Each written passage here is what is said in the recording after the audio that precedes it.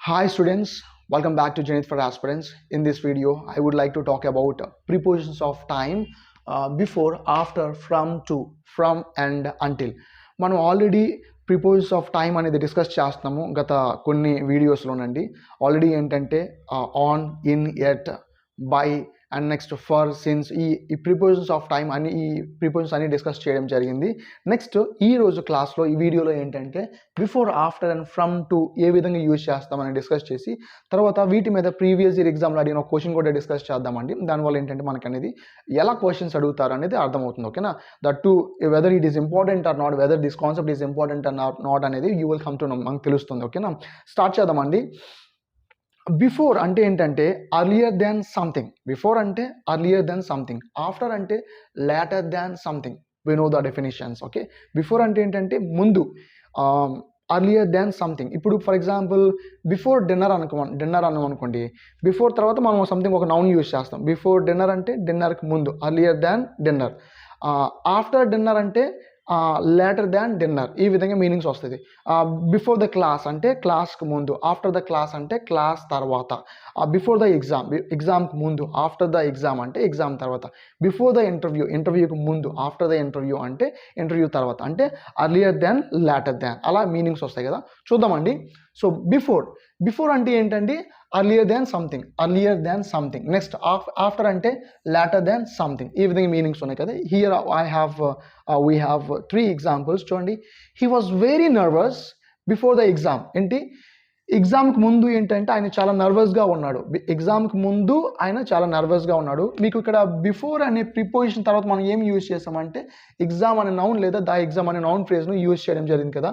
So ఎగ్జామ్కి ముందు అంటే earlier than. Okay, he was very nervous earlier than the exam. Okay, so ఈ విధంగా మీనింగ్ వస్తుందండి. Next he was very happy after the exam అంటే exam తర్వాత ఆయన చాలా హ్యాపీగా ఉన్నాడు. ఓకే, ఎగ్జామ్కి ముందు నర్వస్గా ఉన్నాడు, ఎగ్జామ్ తర్వాత. ఆఫ్టర్ అంటే later than the exam. Okay, ఇక్కడ he was very happy after the exam అంటే ఎగ్జామ్ తర్వాత చాలా హ్యాపీగా ఉన్నాడని మీనింగ్ వస్తుంది. Next I do my homework before dinner every day. ప్రతిరోజు డిన్నర్కి ముందు నేను హోంవర్క్ చేస్తాను. ప్రతిరోజు ఎవ్రీడే ఏంటంటే డిన్నర్కి ముందు.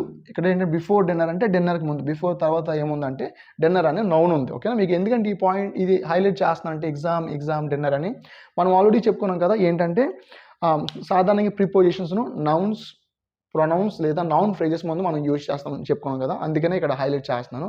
సో డిన్నర్ ముందు I do my homework before dinner అంటే ప్రతిరోజు నేను డిన్నర్కి ముందు హోంవర్క్ చేస్తానని చెప్తున్నాను. ఈ విధంగా మీరు ఏదైనా నౌను ఒక పెట్టి దాని తర్వాత ముందు అని చెప్పే సందర్భంలో మనం ఎక్కువగా వాడే ప్రిపోజిషన్స్ ఏంటంటే ఆఫ్టర్, బిఫోర్ అనే ప్రిపోజిషన్స్ మనం యూజ్ చేస్తామండి. Next from to. From is usually followed by to. From to అనే కాంబినేషన్ మనం యూజ్ చేస్తాం.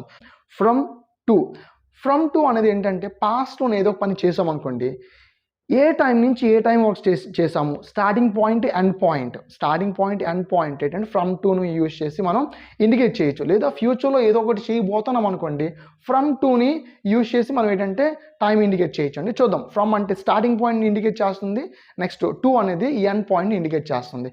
So from to is use to denote the beginning and end of A time period. ఏదైనా time period ఉందంటే, ఏదైనా పని జరిగిన time period ఉందంటే starting point ఏంటి, ఎండ్ పాయింట్ ఏంటి అంటే ఆ టైం పీరియడ్ యొక్క స్టార్టింగ్ ఎండ్ పాయింట్స్ మనం ఫ్రమ్ టూని డినోట్ చేయొచ్చండి. From A starting point to and end point. ఇక్కడ ఎగ్జాంపుల్స్ ఉన్నాయి, చూద్దామండి. They lived in Kerala from 2008 to 2018. Okay, వాళ్ళు కేరళలోని 2008 నుంచి 2018 వరకు ఉన్నారు. ఆల్మోస్ట్ 10 years అనే వాళ్ళు ఉన్నారు. ఓకే, వాళ్ళు సో ఇక్కడ స్టార్టింగ్ పాయింట్ ఏంటి 2008. ఇక్కడ స్టార్టింగ్ పాయింట్ ఫ్రమ్ 2008 ఇది starting point. To end point ఏంటంటే 2018 అండి. సో ఈ విధంగా మనం స్టార్టింగ్ పాయింట్ని ఎండ్ పాయింట్ని ఫ్రమ్ టు అనే ప్రిపోజిషన్ యూజ్ చేసి మనం డినోట్ చేయొచ్చు.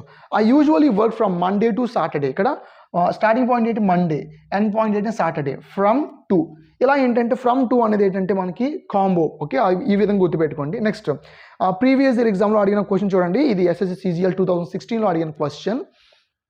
Madhu lived in Mumbai since 1962.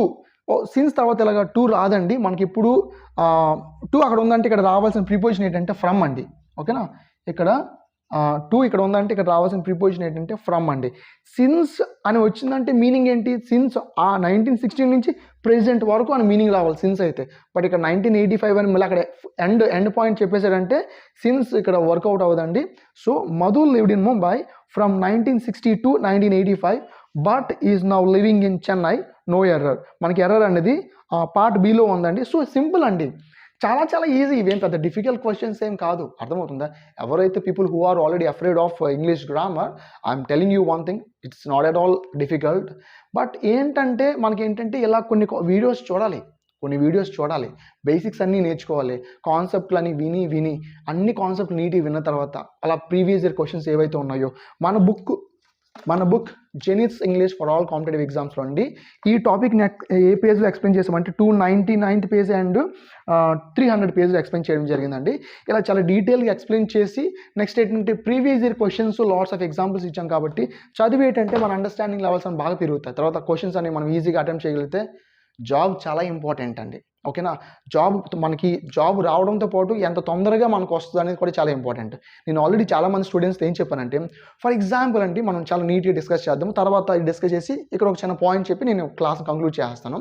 ఏంటంటే ఒక సంవత్సరం మనకు జాబ్ రావడం లేట్ అయింది అనుకోండి, ఓకేనా, నెలకి 40,000 శాలరీ అనుకుంటే సంవత్సరం ఎంత అవుతుంది, 4,80,000 కదా, 4,80,000 తక్కువ కాదండి, హ్యూజ్ అమౌంట్. అర్థమవుతుందా? So getting a job is not only important thing, we have to get it means very soon, as soon as possible. Okay, తొందరగా కూడా మనం గెయిన్ చేయాలి. ఈ 2 పాయింట్స్ మనం గుర్తుపెట్టుకోండి. ఓకే, సో అందుకని ఏం చేయాలంటే మనం మంచి ఇన్స్టిట్యూషన్స్ని, మంచి బుక్స్ని మనం చూస్ చేసుకోవాలి. మనం ఏ ఇన్స్టిట్యూట్లో చదువుకున్నా సరే రెఫర్ చేయడానికి మనకంటూ ఒక బుక్ ఉండాలి. కాబట్టి మన book the best book for any competitive exam అండి. ఎందుకంటే చాలామంది స్టూడెంట్స్ చూసారు, వాళ్ళ ఒపీనియన్స్ అయితే ఇంకా చాలా హై లెవెల్ ఉన్నాయి. సార్ మేము we are completely satisfied with your book అని చాలా మంచి కాంప్లిమెంట్స్ వచ్చాయండి. చూద్దామండి నెక్స్ట్. ఇక్కడ ఫ్రమ్ టు తర్వాత ఏంటంటే ఫ్రమ్ తర్వాత అంటిల్ కూడా యూజ్ చేయొచ్చండి. ఫ్రమ్ అంటిల్ కూడా యూజ్ చేయొచ్చు. ఎలాగంటే they lived here from 2008 until 2018. ఓకేనా, ఈ 2 ప్లేస్లో అంటిల్ కూడా యూజ్ చేయొచ్చండి.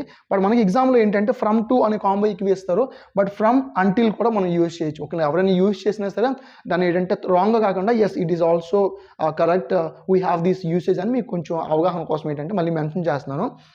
I usually work from Monday until Saturday. Okay, ఈ విధంగా అంటిల్ లేదా టిల్ని మనం యూజ్ చేయొచ్చండి. ఓకేనా,